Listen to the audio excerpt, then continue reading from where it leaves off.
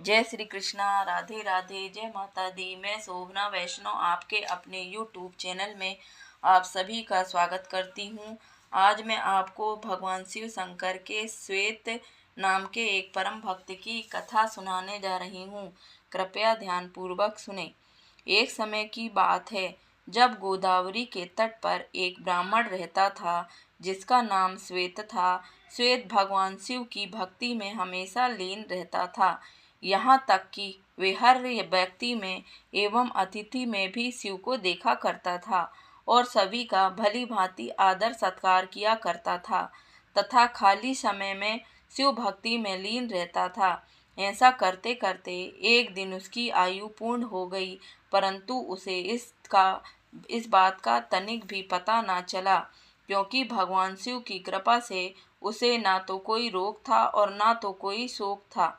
उसका पूरा ध्यान तो केवल भगवान की शिव भक्ति में ही लगा रहता था। ऐसे में जैसे ही उसकी आयु पूरी हुई तो यमदूत उसके प्राण हरने के लिए आए, परंतु वे श्वेत के घर में प्रवेश न कर सके। ऐसे में जब चित्रगुप्त ने मृत्युदेव से पूछा कि श्वेत अभी तक यहाँ पहुँचा क्यों नहीं और ना ही तुम्हारे दूत यहाँ अभी तक आए, ऐसा सुनकर मृत्युदेव को श्वेत पर अत्यंत क्रोध आया और वे उसे लेने के लिए स्वयं दौड़ गए। जब मृत्युदेव श्वेत के घर के सामने पहुँचे तब उन्होंने देखा कि उसके दूत उसके घर के बाहर खड़े हैं और डर के मारे काँप रहे हैं।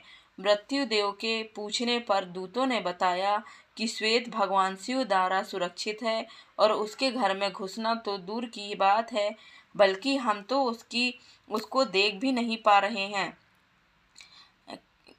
दूतों की बात सुनकर मौत का क्रोध और भी ज़्यादा बढ़ गया और वे बिना कुछ सोचे समझे श्वेत के घर में प्रवेश कर गई। ब्राह्मण को तो ये भी पता नहीं था कि यहाँ हो क्या रहा है।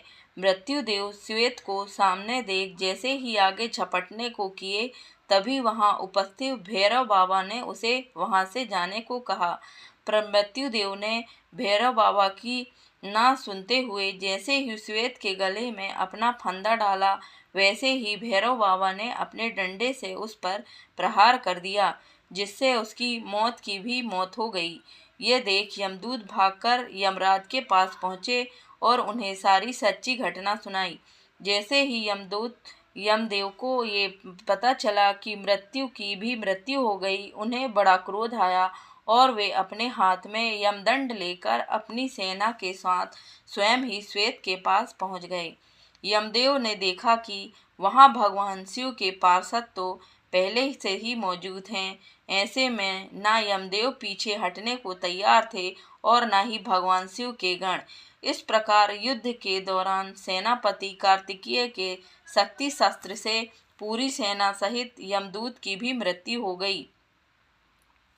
यमदेव की मृत्यु का समाचार सुनते ही सूर्यदेव सारे देवताओं के साथ भगवान ब्रह्मा जी के पास पहुंच गए और उसके बाद ब्रह्मा जी सारे देवताओं के साथ घटना स्थल पर पहुंच गए।